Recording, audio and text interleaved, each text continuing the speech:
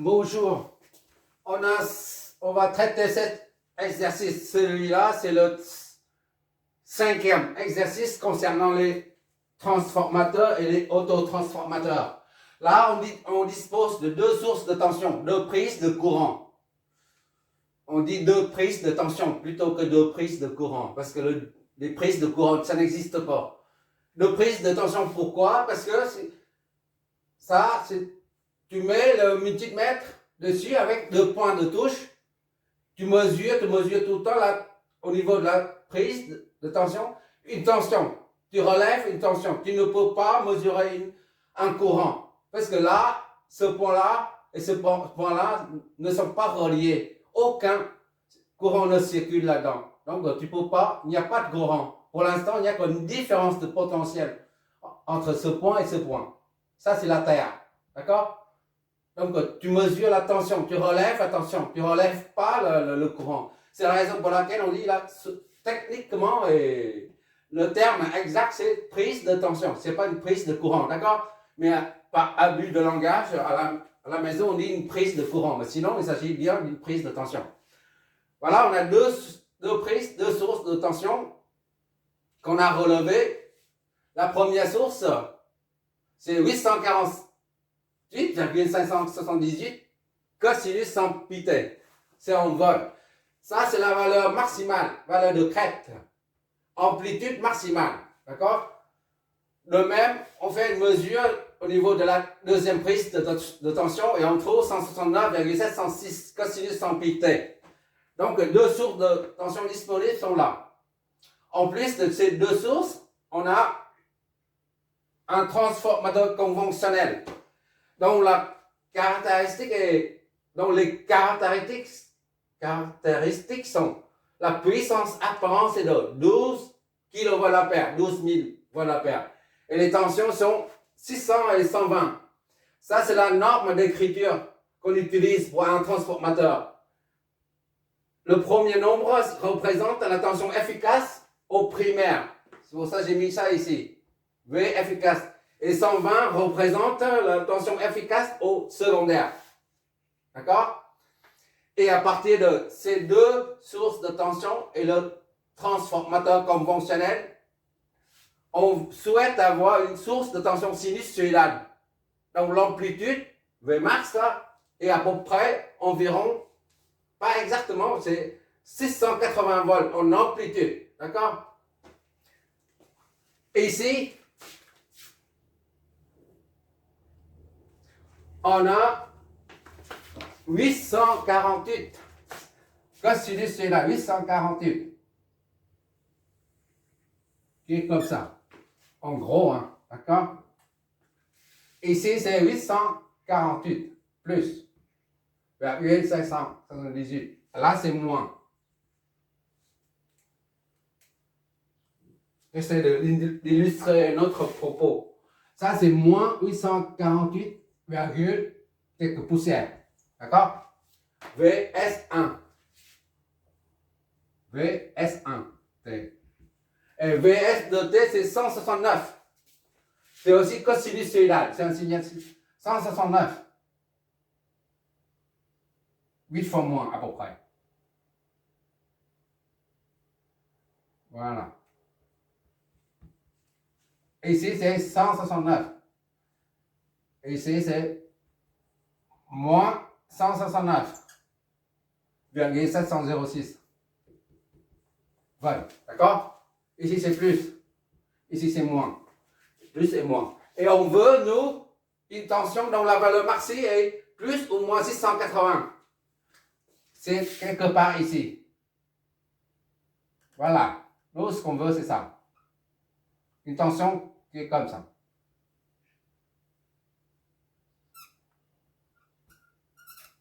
Ici, c'est 600 à peu près. 80 volts en amplitude. Et là, c'est moins à peu près. 680 volts. D'accord? Voilà. C'est ça qu'on veut obtenir, nous. Alors, on dispose de deux sources de tension qui se trouvent de part et d'autre de la tension souhaitée. D'accord? on doit capter de sorte quelle est la source V1 ou VS2 à utiliser, le câblage à effectuer pour alimenter une charge R sous 680 volts en amplitude. D'accord? Donc, on cherche à obtenir 680 volts à partir de ça, à partir de ce transformateur. Et pour ça, on va voir déjà, parce que nous, on a relevé les amplitudes ici. Mais le transformateur nous donne les valeurs efficaces. Donc, pour que ça soit homogène, on convertit ça en valeur efficace pour voir est-ce que c'est VS1 ou VS2 qu'on va utiliser afin d'obtenir ça. D'accord? On va convertir ça tout de suite. Voilà, tu regardes toi-même. La première tension 800 égale divisé par racine de 2 pour avoir la valeur efficace. C'est 600 et quelques poussières. Et l'autre, c'est divisé par racine de 2. Ça donne 120. Autrement dit, c'est 600 et 120 volts efficaces. D'accord? Donc, ça, c'est égal à 600 racine de 2. D'accord? Cosinus de 100 pt. On va toujours. Et pour avoir la valeur efficace, il suffit de prendre ça. Ça multiplié par racine de 2, ça donne ça. Puisqu'on a pris ça divisé par racine de 2. D'accord? Et ça, c'est combien déjà? 120. 120 racine de 2. Racine de 2, cosinus de 100 pt. Voilà. On voit ici que la tension indiquée les caractéristiques du transport est 600 et 120. Ça correspond bien ici à 600 et 120 en valeur efficace. Mais là, pour avoir 680 volts en amplitude, ça fait 680 divisé par 680 divisé par racine de 2. Ça combien? Efficace, ça donne combien ça?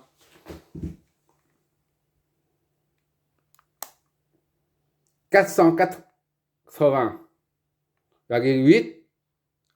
Donc, on arrondit à 480. D'accord? On oublie les poussières. 480. Ça, là, c'est 480. 80 volts. Efficace. Donc, il faut câbler ce transformateur de telle sorte que qu'on obtient 480 volts efficaces. D'accord? 680 volts est égal à 480 fois racine de 2. D'accord? Voilà. Ça représente ça.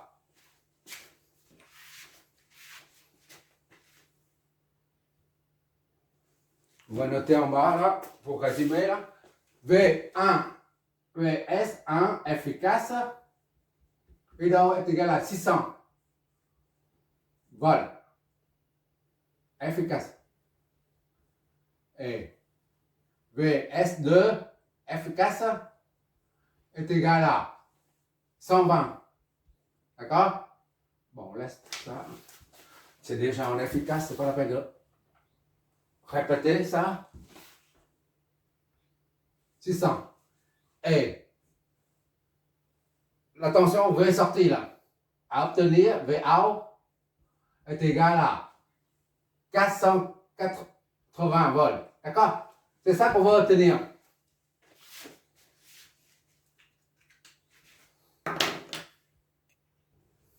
Pour répondre à la question, quelle est la source, VS1 ou VS2, doit-on utiliser pour avoir 480 volts à la sortie? Eh ben, il suffit de regarder ici. Si on prend 600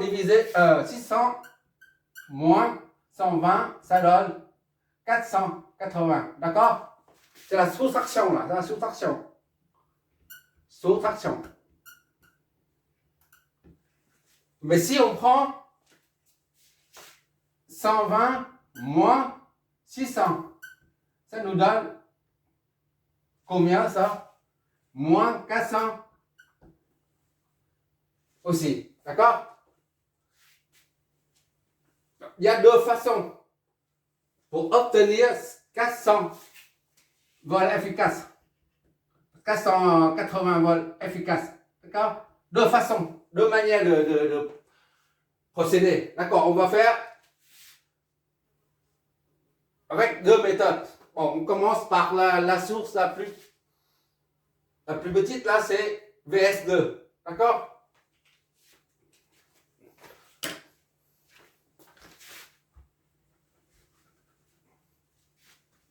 Je redessine le schéma et on va câbler de sorte que ça devient un autotransformateur permettant d'avoir 480 volts à la sortie. Là, j'ai remis le schéma du transformateur conventionnel ici. D'accord? Celui-là devient un autotransformateur. Comment on va câbler tout ça? Déjà, on va numéroter. Ça, c'est la source de tension. Déjà, il faut la source de tension, c'est ici. La source de tension, là. D'accord? 1, 2. Ici, on va noter 1. A. B. C. Et D. D, on va mettre ici. C'est ce point-là, le D. D'accord? D. Voilà. Hein? La source de tension, c'est 600. Ici, là. V, on utilise le VS2 là pour obtenir 480. VS2. 480. D'accord? Comme il s'agit de cosinus là. Ça c'est comme si VS1 est égal à 600 racine de 2, 0. Pas de déphasage, d'accord? Et VS2 est égal à 120 racine de 2, 0. D'accord? Donc on remet ici là. La source est 600 racine de 2. Pour 120 c'est combien? 120 racine de 2 là. S2, 120 racine de 2. Voilà, 120 racine de 2. D'accord? 0.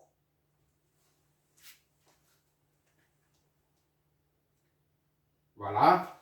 Et maintenant, il faut supposer un courant et après, on va, à partir du sens des courants, on va flécher les tensions. D'accord? On suppose qu'il y a un courant qui sort, la source indépendante S, BS2 va débiter un courant I0. D'accord? I0, ici, là.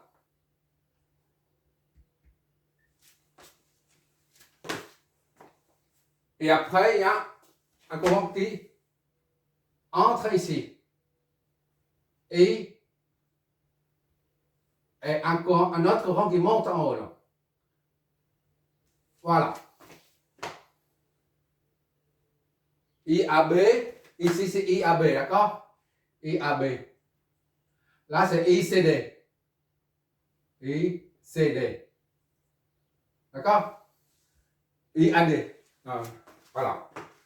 Ça, c'est le courant qui part de A vers B. Et là, le courant qui part de C ou A, c'est la même chose. Mais pour différencier, on utilise la lettre C. Qui part de C, qui va vers D. ICD. D'accord? Ce n'est qu'une supposition. Jusqu'à présent, on n'a pas analysé. Ce n'est qu'une supposition. Et à partir de là, on va flécher les tensions. Comme on a dit, c'est juste un rappel encore. On a dit pour un transfo, on a 2 points de marquage. D'accord? Pour chaque transfo conventionnel, on a 2 points de marquage de part et d'autre. Si le courant entre ici, là, le courant entre dans le point de marquage, le point de marquage devient positif. Et l'autre, c'est pareil. Et quand ceci est positif, ça signifie que le courant entre aussi par là. I2, I1. D'accord? Et la tension sera fléchée de cette façon-là. Positif au point de marquage. Par contre, si I sort comme ça, I1 sort ici, alors le point de marquage est négatif. Et quand ce côté est négatif, l'autre côté c'est pareil. D'accord? Et ça signifie, quand c'est négatif, ça signifie aussi, ça implique que I2 sort également. D'accord? Et les tensions sont inversées. La flèche de tension sont inversées. D'accord? C'est la première règle. C'est pas grave de répéter parce que si on est là pour prendre. Et la deuxième règle, quand le courant entre, quand les deux courants entrent dans le point de marquage, ou les deux courants sortent du point de marquage, d'accord? Qu'ils entrent en même temps au point de marquage, ou ils sortent en même temps du point de marquage, on a I1 sur I2 est égal à moins N. D'accord? Dans l'exemple précédent, on a deux courants qui entrent en même temps au point de marquage. C'est la raison pour laquelle on avait I1 sur I2 est égal à moins le rapport de transformation. À présent, on a deux courants qui sortent là, du point de marquage. Tu vois là, ça entre dans le pied, mais ça sort du point de marquage. Ici, c'est pareil, puisqu'on a supposé ainsi. D'accord? Ce n'est qu'une supposition, mais on doit supposer ainsi pour pouvoir flécher les tensions et analyser par la suite. D'accord? Donc, on a supposé un courant 0 qui part comme ça, là, qui entre ici, et après deux courants qui partent dans le sens opposé. Ça entre par le pied, ça sort par le point de marquage. Ici, c'est pareil. ICD, ça entre dans le pied et ça sort par le point de marquage. Disons, c'est la tête, parce qu'il y a un point comme la tête. Là. Ça correspond à ce cas de figure là. Ça entre dans le pied, là, I1. En dessous, là, ça entre et ça sort par le point de marquage. D'accord? Et ça, c'est pareil. I1 sur I2 est égal à moins N négatif. D'accord? Quand les deux courants entrent dans le point de marquage, c'est négatif. Ou les deux en même temps sortent du point de marquage, c'est négatif. Si un qui entre et l'autre qui sort, dans ce cas, ça devient positif. Idem ici. Si un qui sort comme ça et l'autre, I2, qui entre, et là, ça devient positif. D'accord? Là, c'est deuxième règle. Première règle, c'est la polarité. Deuxième règle, c'est le rapport de transformation qui est négatif ou positif. D'accord? En ce qui concerne les tensions,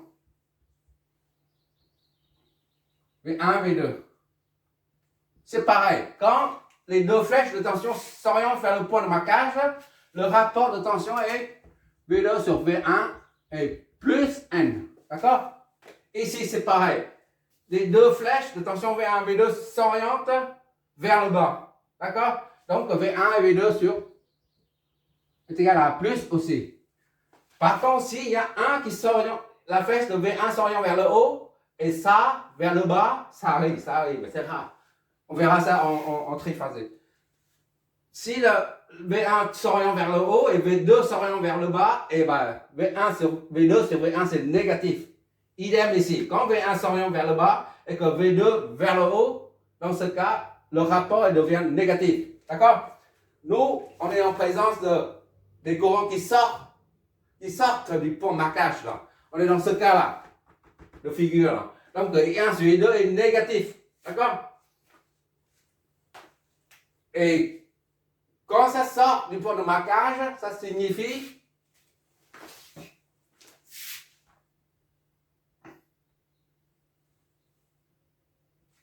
là, on est ça là. Sort du point de marquage, le point de marquage est négatif. D'accord? Ici, c'est négatif. Ici, c'est négatif. Et à partir de cette polarité, on peut flécher le courant, la flèche de tension. Ça monte vers le haut, là. D'accord? Potentiel le plus haut, potentiel le plus bas, négatif. Là, c'est l'inverse. D'accord? Et comme cette bobine est alimentée par la source, cette bobine se trouve aux côtés de la source, elle est vue comme, elle est considérée comme le primaire. D'accord? Donc ici, c'est V1. Et là, c'est V2. D'accord? Le côté qui est alimenté par la source de tension est appelé le primaire, V1 et V2. Donc VA, il est là. La tension sortie, elle est là. VA, d'accord? Je vais agrandir ça un peu plus, parce que sinon, on n'a pas assez de place.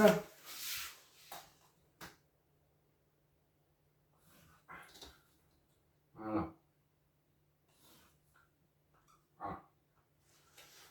Ça, c'est la tension primaire. Ça, c'est la tension secondaire. V1 est égal à cette tension-là, VS2. D'accord? VS2 se trouve au bornes de la bobine. V1, c'est pareil. D'accord? V1 ici, ce n'est pas ça. D'accord? V1 correspond à ça. Donc, V1 est 120 racine de 2. C'est la même tension, c'est la même phase. D'accord? Vaut mieux qu'on note comme ça parce qu'après on triphasé tout ça, si on n'a pas cette habitude, c'est ce bazar. Ouais. Bon, puisque c'est 120 ici, là, le reste c'est quoi? On branche ça là, je trouve le 120 là, ici là, c'est là. C'est-à-dire on branche ça au secteur, au VS2 là. D'accord? On branche ça ici. Et le reste c'est 600. Si on branche 120 ici, on aura 600. D'accord? Mais si on branche 600 là-dedans, là, on aura 120. Comme on a dit plusieurs fois, un transformateur est interchangeable. On peut changer intervertir les deux côtés. Et V2, V1 là, correspond à ça là. Et V2 correspond à ça. Donc c'est 600. Racine de 2, on met tout en amplitude. D'accord? Puisque ça est négatif, qui répercute immédiatement sur ça, négatif. Autrement dit, ça c'est en phase avec ça. D'accord? 0 également. Toutes les deux tensions sont en phase. Maintenant, il faut trouver VA, là, la tension sortie. ABCD. Ici, c'est, il faut l'orienter vers le bas. VA est égal à V, B, D. D'accord? On vérifie. On part de D là, vers V, B, D. D'accord? V, B, D, on part de D, on revient à D. D'accord? V, B, D. On va dans le sens de la flèche. Et on remonte, on va toujours dans le sens de la flèche. Plus V1. Dans le sens opposé à présent, c'est moins V2. On retombe sur D là. Salut. Donc VBD. D'accord? BD est égal à V2 moins V1 est égal à V2, c'est 600 racine de 2, 0 moins V1, 100 20 racine de 2, 0. Ça donne bien 480 racine de 2, 0, soit VBD est égal à 480. Voilà paire. Voilà efficace. D'accord? VBD, c'est 400.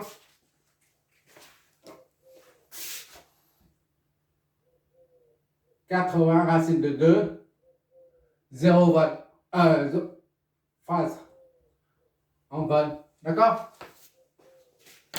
C'est toujours le même principe. Par contre, là, le câblage, c'est un peu différent. On y va.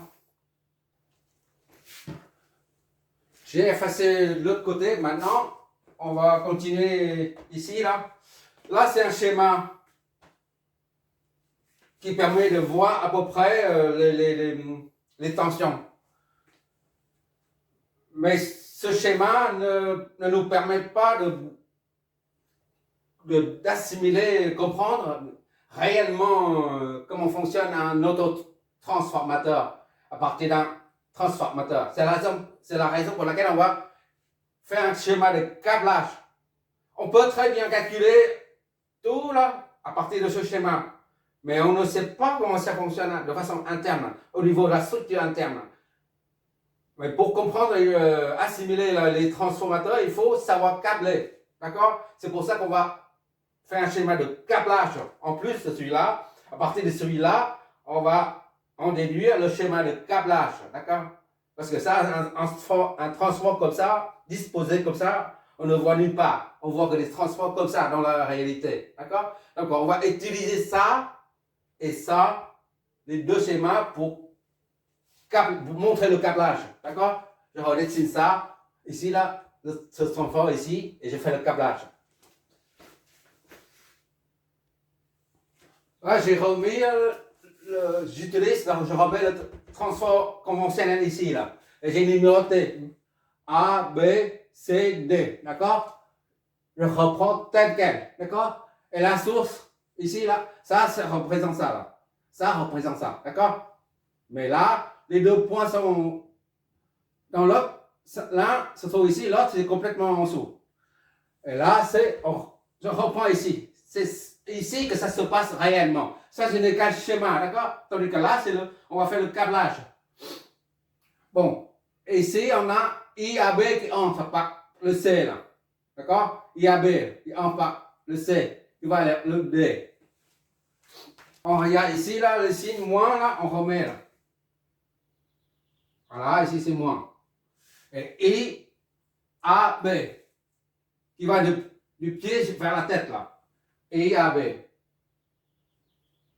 AB. D'accord? Et l'autre, ICD, qui va du pied vers le point.